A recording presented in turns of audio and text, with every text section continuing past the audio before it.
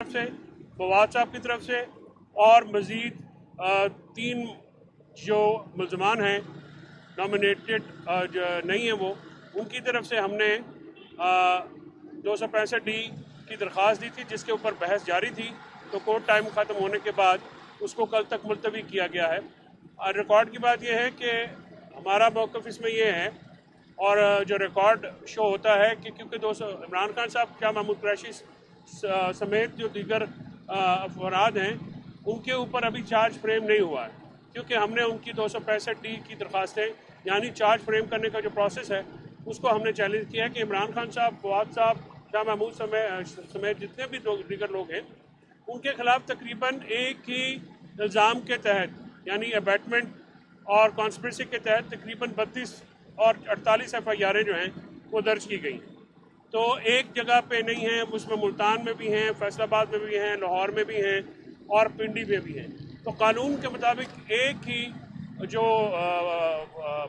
Incident है उसकी एक से ज़्यादा FIR नहीं हो सकती, पहली बात। और दूसरा अबैटमेंट यानी एमा का जो कार्रवाई है वो मुख्तलिफ जगहों पे नहीं हो सकती, वो तो एक जगह पे हो सकती है जहाँ पे अबैटमेंट हुई या वो अदालत उसका जो उसकी लोकल लिमिट में आती है या जहाँ पे ये इसका एक्शन हुआ। तो ये नहीं हो सकता कि पिंडी, फैसलाबाद, लाहौर और मुल्तान की जो अदालतें हैं वो एक ही टाइम पे इन सब के केसेस चलाएं। तो इस नुक्ते के ऊपर जो है ये बहस जारी है।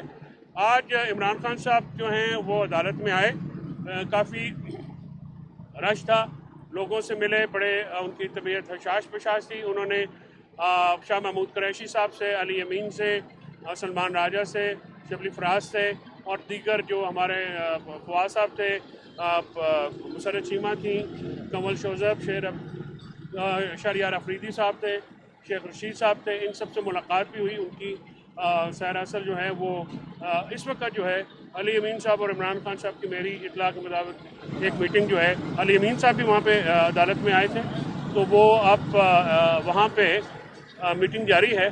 सिविल डिसोबीडियंस के ऊपर जो है वो हम उसके बाद आपको फर्दर इन्फॉर्म करेंगे। उस पर डेलिब्रेशंस हुई हैं। शाह साहब ने, अली अमीन साहब ने अपने जो हैं वो तजावीज़ खान साहब के सामने रखी हैं। खान साहब ने जो है अपने मौक़िफ़ जो है वो अपने लोगों के साथ डिस्कस किया है। तो अभी अली अमीन साहब की क्योंकि मीटिंग हो रही है तो शाह महमूद कुरैशी साहब ने मुझे इत्तला दी है कि क्योंकि मैं रोशन पे था तो उन्होंने मुझे ये कहा कि अली अमीन साहब और इमरान खान साहब की मीटिंग के बाद जो भी सिलसिला होगा वो हम आपसे उस पर्टिकुलर एंगल में तो बात करेंगे। आज खान साहब ने वहाँ पे मैं आपको ये अर्ज़ कर दूँ कि खान साहब समेत जितने भी वर्कर्स हैं वो इन तमाम केसेस में 9 मई का जो सारा इंसिडेंट है वो पोलिटिसाइज इंसिडेंट। आपको पता है जिन लोगों ने प्रेस कॉन्फ्रेंसेस की उनको इन 9 मई के केसेस में इसके बावजूद के पुलिस के IG ने प्रेस कॉन्फ्रेंस की कि वो मुलव्वस हैं, उनका रिकॉर्ड दिखाया, उनको इससे बरी ज़िम्मा करार दे दिया गया। लेकिन जिन्होंने PTI को नहीं छोड़ा, पार्टी के साथ रहे, आज तक साथ हैं, वो 9 मई के 48, 40 32 केस जो है ना वो भुगत रहे हैं। तो ये सारा पोलिटिसाइज्ड इवेंट है खान साहब। और इसीलिए हम बार बार ये कहते हैं कि 9 मई के ऊपर और 26 नवंबर के ऊपर जो है वो जुडिशल कमीशन बनाया जाए। हुकूमत जो है वो इसलिए भागती है कि वो 9 मई में भी मुलव्वस है और 26 नवंबर में भी मुलव्वस है। ये जो सारा प्लान था एक पार्टी को टारगेट करने के लिए, क्रश करने के लिए PTI को, फिर उसके बाद आपने देखा इलेक्शन सैंपल लिया, उसके बाद इलेक्शन फ्रॉड किया फॉर्म 47 का, उसके बाद हमें रिजर्व सीट जो है सुप्रीम कोर्ट के हुक्म के मुताबिक आज तक नहीं दी गई हैं। उसके बाद जो 9 मई में अब वो इतना उसके पोलिटिकली मोटिवेटेड है, यानी 1.5 साल बाद, 2 साल बाद जो बंदा अभी इधर एजाज सैयद हो, हैदर शराजी साहब हो और जर्नलिस्ट हो, और आपने उस दिन देखा कि जो ATC इस्लामाबाद के बाहर जब 81 वर्कर्स डिस्चार्ज हुए तो वहाँ पे SHO ने कहा कि जो मीडिया यहाँ से नहीं होता उनको पकड़ के एहतजाज के केस में डाल दो। हैदर शराजी साहब रिकॉर्ड पे हैं, एजाज सैयद रिकॉर्ड पे, उन्होंने कहा जी 9 मई के केसेस में डालेंगे।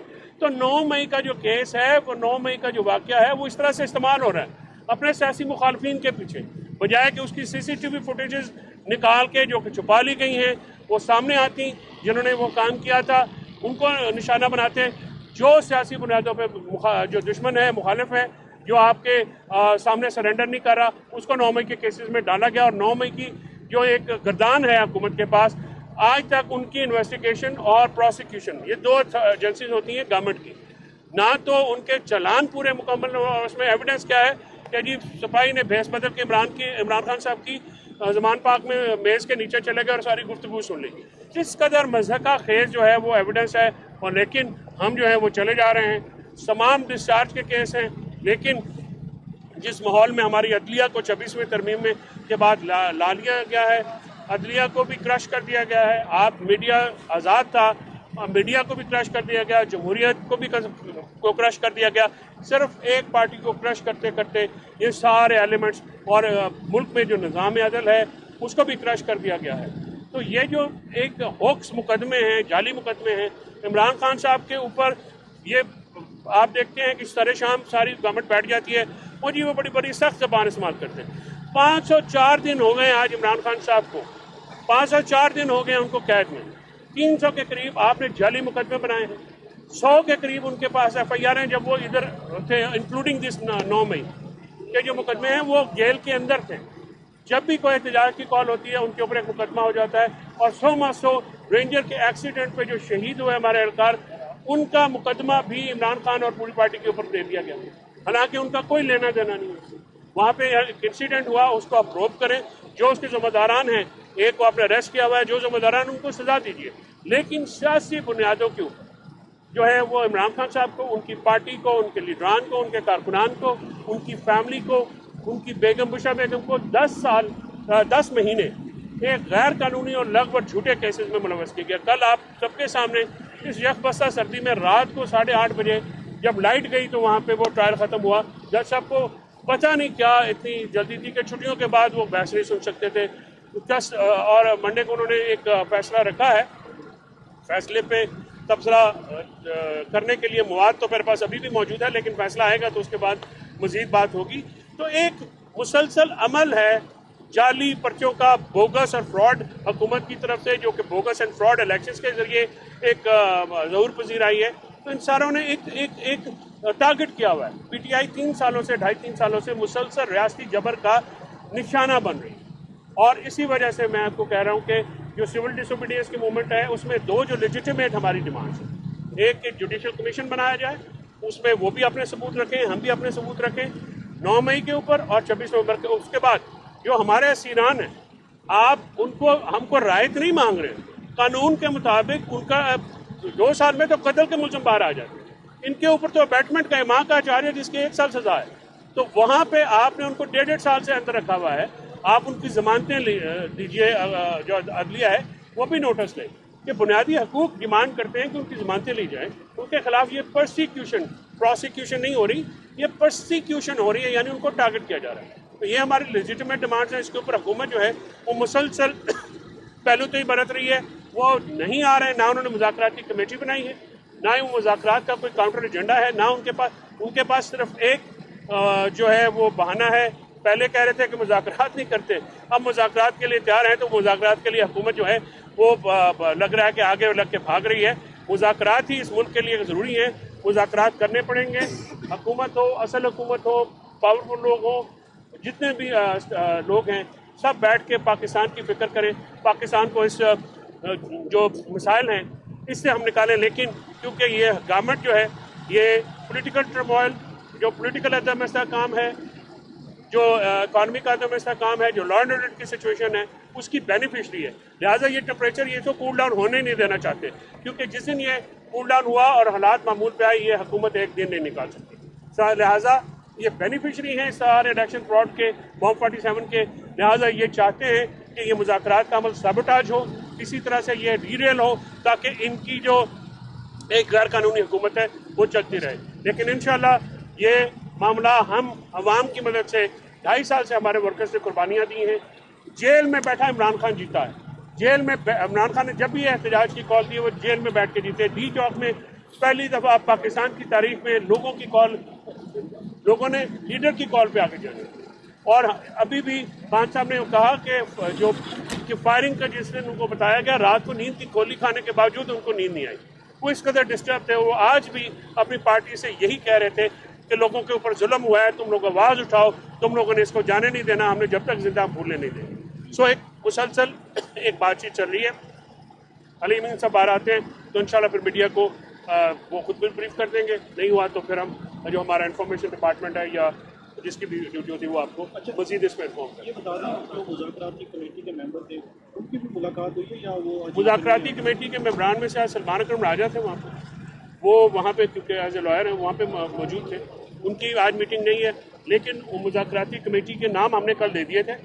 आज अली अमीन साहब को बुलाया गया। मैं तो ये करता हूँ कि बाकी जो मुज़ाकराती कमेटी उसको भी मिलने दिया जाए ताकि माहौल को किसी तरफ लगाया जाए।